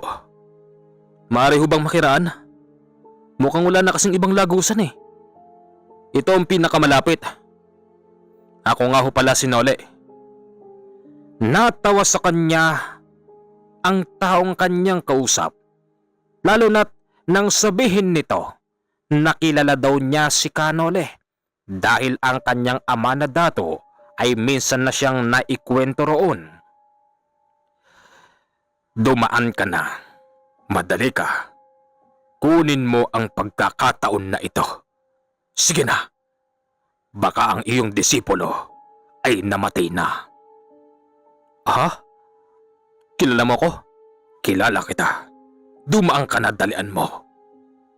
Sa pagpasok ni Kanole sa kakaibang bahay, napakadilim. Ganun pa man maliwanag sa kanyang paningin. Napansin niyang halos 1 oras na siyang naglalakbay sa loob noon nang wala man lang kung anong gamit basta purong daanan lang. Hanggang sa nang makalabas siya rito, may nagsabi sa kanya na, "Ilang kilometro pa ang iyong lalakbayin at mararating mo rin ang iyong hinahanap, kaibigan." Salamat kung sino ka man. Natawa na lang ang maliit na tinig. Nagpakilala kasi ito na isang duwendeng bantay sa lagusan. Iniisip ni Kanole, sino ba yon? At paano siya nakilala nun? Sa bagay, ito nga naman daw ay isa sa mga related sa mga dato. Makalipas pa ang 5 oras, narating na ni Kanole ang liblib na bahay. Napakatagal mo, Nolesto. Kanina pa kita inaantay. Wika sa kanya ni Aki na nung mga oras na yon ay ibang-iba na. Aki, nariyan na ang taong kinasusuklaman ni Mariade.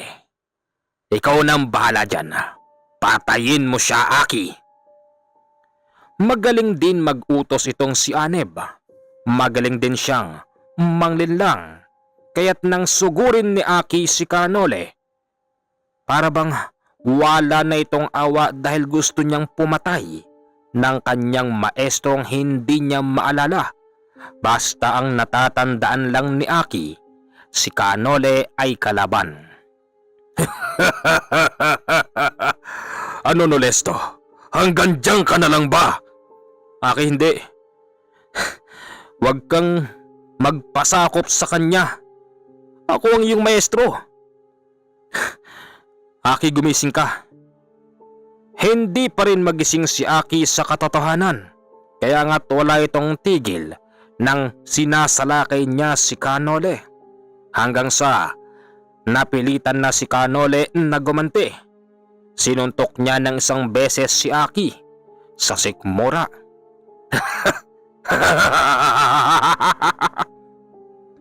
Yan lang bang kaya mo, Nolesto? Yan lang ba? Tinititigan ni Kanole si Aki ng mata sa mata. at napansin niyang tama nga ang kanyang hinala na si Aki ay kontrolado ng lumang agorang.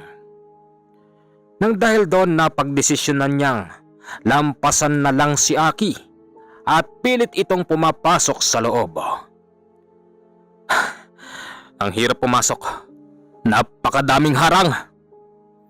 Ilan pa sa mga tauhan ng agorang ang pilit na humaharang sa kanya.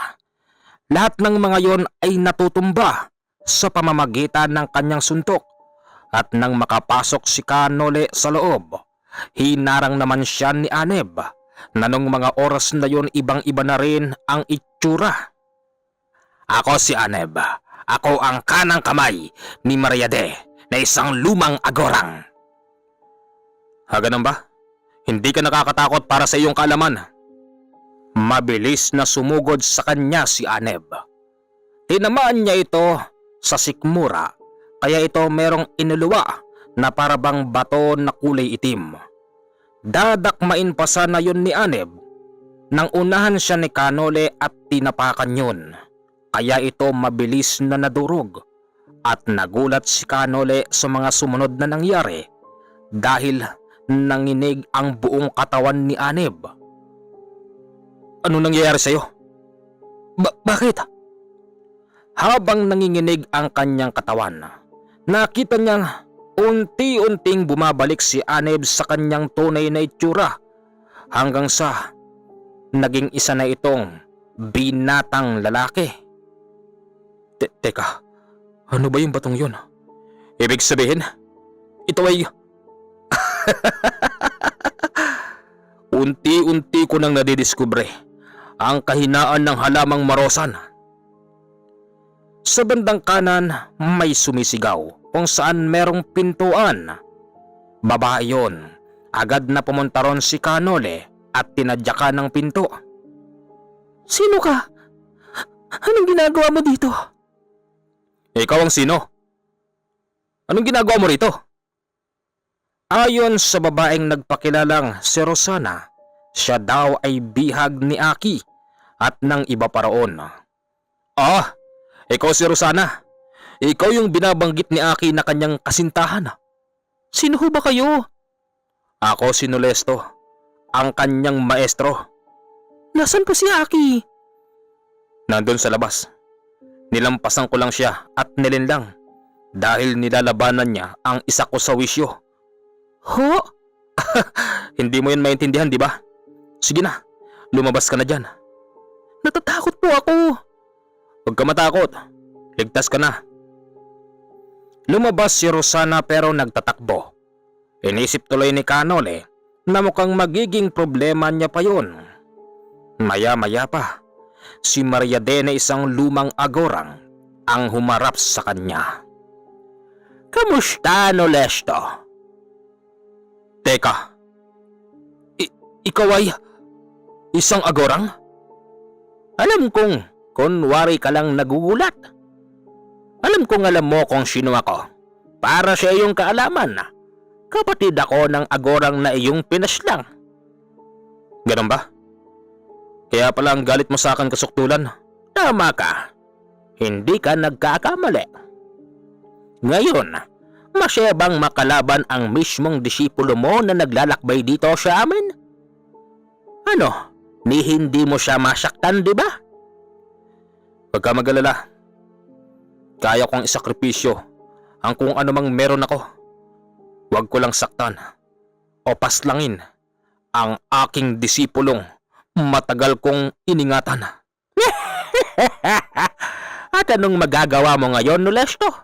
Kontrolado ko ang kanyang pag-iisip at galit na galit siya sa'yo. Anong gagawin mo? Nandiyan na si Aki. Ha? Paglingon ni Kanole sa likod, si Aki ay dumarating at meron itong bit-bit na malaking kahoy na mabilis na hinampas kay Kanole pero hindi tumama, bagkos ang tinamaan ang lumang agorang. Anong ginawa mo, Aki? Patawarin mo ko, agorang. Ano? At anong nakakatawa?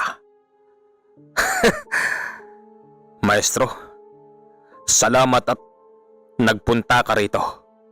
Ano? Huwag sabihin. Nagulat ang Agorang dahil alam na ni Aki ang katotohanan. O ano, Agorang? Akala mo siguro napapaikot mo sa iyong palad ang nangyayari? Malakas ang aking mga disipulo. Hindi mo kami kaya. Dahil sa nakabalik na sa dating kaisipan, si Aki, sabay na silang lumaban. Sinabi ni Kanole na si Aki na ang bahala sa lahat ng ibang mga amuyong nito sa paligid at siya na rin ang bahala sa kanyang kaharap na Agorang. Mabilis naman na sumunod si Aki. Pinaslang ni Aki ang lahat ng naroroon. Maging si Aneb ay hindi nakaligtas. Aki, anong ginawa mo? Bakit pati si Aneb? Maestro, bumalik siya sa dati. Akala ko matino na siya. Nasa ilalim pa rin siya ng kapangyarihan ng Agorang at ng Marosan. Kaya ko siya pinaslang. Ganun ba? Tuluyan pa rin nakikipaglaban ang matandang Agorang. Hanggang sa nakakuha ito ng pagkakataon, si Rosana ay kanyang nadampot at tinanggalan din ng pag-iisip.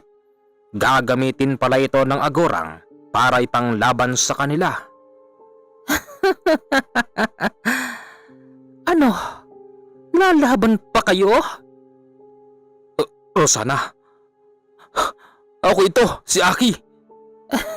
Hindi kita kilala. Nagbago na rin ang itsura ni Rosana. Yung mga ugat nito sa katawan ay nagagalit. Bumubuko lang mga yon na parabang gustong pumutok. Sa pagkakataon na yon, hindi pwedeng magkamali si Aki at si Kanole. Hindi nila ito pwedeng saktan dahil sa oras na tamaan nila kung saan si Rosana, tiyak na puputok ang kanyang ugat na napakadelikado. Umiikot pa rin sa aking mga paladang pagkakataon. Sigaw ng matandang Mariade. Maestro, anong gagawin ko? Hindi ko siya pwedeng saktan. Huwag ka mag-alala. Kung dinadaya tayo ng matanda na yan, pues gagamit din tayo ng ganon. Anong ibig mong sabihin, maestro? Si Kanole ay tumawag ng isa sa kanyang mga gabay para kordonan si Rosana. Mabilis itong nagpakita at kinordonan nga si Rosana, kaya't kahit na anong gawin niya, hindi siya makaalis sa bilog. Ayos. Magaling yung ginawa mo, maestro. O diba sabi ko sa'yo? O ano? Matandang hukluban. Ha? Lalabang ka pa? Hindi maaari. Hindi! Nang daya na naman ang Agorang dahil bigla itong naglaho. Ganun pa man, bago siya maglaho, nadampot ni Kanole ang isa sa halamang Marosan na nakatanim sa kanyang katawan. Nang mahawakan yun ni Kanole, agad din niyang binitiwan. Pagbagsak nito sa lupa, agad yun tumubo na halos kasing taas niya. Napakagulang mo, matandang Agorang na hukluban. Lahat ng pintas sasabihin ko sa'yo. Tumakas ka na naman. Magpakita ka! Maestro, ibig sabihin natakasan tayo ng Agorang? Oo, Aki. Natakasan niya tayo. Pero hindi tayo aalis sa lugar na ito hanggat hindi natin siya napapaslang. Pagkakataon na rin ito. Natitiyak ko, nahahanap lang yan ng pwede niyang gamitin para ipanglaban sa atin. Si Rosana nung mga oras na yon ay nawalan ng malay dahil ang kumukontrol sa kanya ay tila ba nabawasan din ng lakas dahil isa nga sa kanyang Marosan ay nakuha ni Kanole sa kanyang katawan. Sa tulong ng mga gabay ni Kanole at sa tulong din ng gamit niyang mutya ng Javier, na ibalik sa dating pag-iisip si Rosana. At nang makilala nito si Aki, dito siya nag-uumiyak. Maging si Aki ay naiyak dahil sa mahabang panahon na hindi nila pagkikita.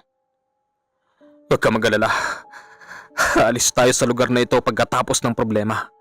Magpapakasal na tayo, Rosana. Oo. Oy! Ayos ah. Nagkayakan pa kayo dyan. Baka naman sa kasal nyo, kalimutan nyo pa ako ah. Ninong ako dyan. Opo naman, maestro.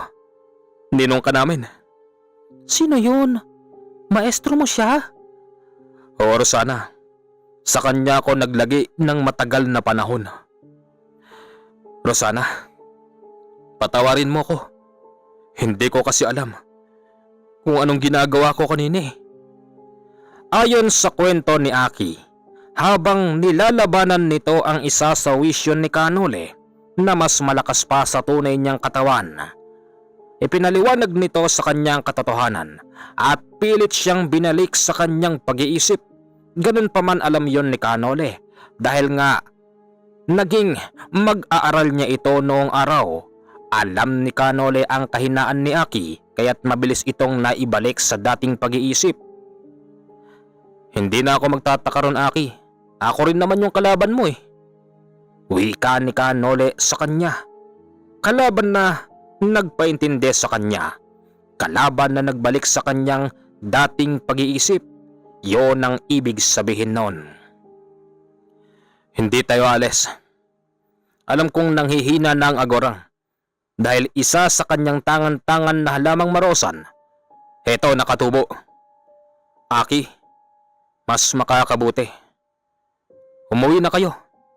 Pero maestro, paano ka? Huwag mo na akong isipin. Ayos lang ako. Ipinapangako ko sa inyo na dadalo ako sa inyong kasal.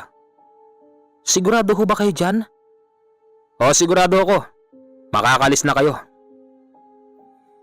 Nalaman na ni Kanole ang kahinaan ng halamang marosan. Naglakbay pa siya at nakakita siya ng ebidensyang dito dumaan sa lugar na ito ang agorang.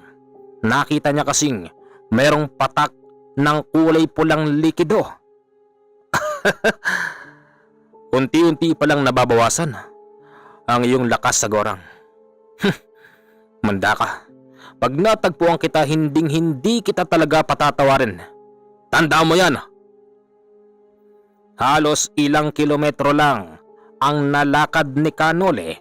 Natunton nito ang isang bahay ng Hanagob. Ibang bahay ito ng Hanagob. Alam kong nandito rin ang lumang Hanagob na yun. Hindi nga nagkamali si Kanole dahil isa ito sa bahay ng matandang Hanagob na kanina lang ay tumakas sa kanya. Ginagamot pala nun ang agorang. Huli ko na kayo. Huwag na kayong tumakas pa. Ikaw, ha? Saan kayo pupunta? Patawarin mo ko, Nolesto. At bakit kita patatawarin, ha? Hindi ba't ang aking mag-aaral na si Aki ay minsan nang naging delikado sa'yo? Pero ginawa ko lang naman yon nang dahil sa galit ko sa'yo. Dahil pinaslang mo rin ang aking kapatid. Alam ko yun. Pero wala ka sa tamang lugar para maghiganti. At bakit wala? Bakit? Dahil ang kapatid mo ang siyang may kasalanan kung bakit ka siya pinaslang noong araw. Kung tutusin, mas malakas ka pa sa kanya. Dahil meron kang halamang marosan sa katawan. Pero ang malas mo, nakakuha ko yung ilang bahagi. Kaya yan, sugatan ka. Alam kong yan lang naman ang nagbibigay sa'yo ng buhay. Ngayon, halika rito. Huwag kang makikialam, Hanagob. Madadamay ka. Nang bantaan ni Kanole ang Hanagob, bigla itong natigilan. Kaya't ang matandang agorang ang kanyang kinaladkad. Sa palagay ko, hindi ka karapat dapat na mamatay. Ang dapat sa'yo, ikulong ng mahabang panahon hanggang abutin mo ang kamatayan. Kung inaakala mo, tanda, na makakalabas ka sa kulungan ng aking mga gabay, pues nagkakamali ka. Kung di mo lang naitatanong, meron ding isang kagaya mong nakakulong doon. Meron din siyang halamang marosan sa katawan. Pero isa siyang gabunan na namatay na. Walang nagawa ang sugatan na hukluban na isang matandang agorang nang siya'y kordonan ng mga gabay ni Canole at dinala sa kanilang lugar upang ikulong sa loob ng mahabang panahon. Nagtatanong kay Canole ang kanyang mga gabay, bakit kailangan pa siyang ikulong? Samantalang magiging delikado ang agorang na yun sa iba pang mga nakakulong. Kung inyong matatandaan, merong gabunan na nakulong doon na meron ding halamang marosan sa katawan na siyang naghahari-harian sa lugar ng mga nakakulong na mga kalaban. Naawa kasi ako eh. Baka sakaling dito magbago siya. Kaya nang bahalang magtanggal paunti-unti sa kanya ng marosan na nakatanim sa kanyang katawan. Baka sakaling mapagtanto niya na siya'y nagkamali. Binabawi ko na rin ang sinabi ko. Akala ko hindi ko siya mapapatawad. Pero nakakaawa itsura niya eh. Lalo na nang sugatan siya. Pumayag naman ang kanyang mga gabay kaya tuluyan itong naikulong. Pag-alis ni Canole sa lugar ng kanyang mga gabay, binalikan niya ang isang bahay ng matandang hanagob. Pakiusap, wag mo akong idamay. Wala na ang agorang. Inuha mo na siya. Bakit pati ako? Sabihin mo sa akin, isa ka bang sunod-sunuran lang din sa kanya, ha? Tama. Kung ganon, magbabago ka na ba? Matagal na ako nagbago. Matanda na ako kaya nga ako nakatira sa ilalim ng bato. Siguraduhin mo lang ha, hanagob, na magbabagong buhay ka na. Dahil sa oras na malaman ko na gumagawa ka ng hindi tama, babalikan kita. Nangako naman sa kanya ang matandang hanagob na ito'y magbabago na. Mabilis na umuwi si Canole at pumunta sa bahay nila Aki.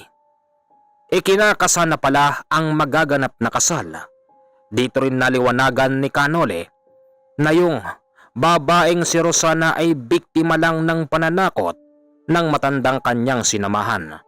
Sa totoo lang, kahit na matagal nang nawala si Aki, matagal niya na itong inaantay na bumalik dahil meron itong pangakong kasal sa kanyang pagbabalik. Kaya lang mas pinili kasi ni Aki na maging mag-aaral ni Canole ng panahon na yun, kaya't yung kasal na kanyang pangako ay ngayon lang matutupad sa loob ng napakahabang panahon. Naging ninong pa si Canole ng dalawang yon. Natatawa na lang si Aki at si Canole dahil sa kabila ng hirap na dinanas nila sa paglalakbay ni Aki sa Mindanao, ito pala ang magiging magandang resulta. Kasalan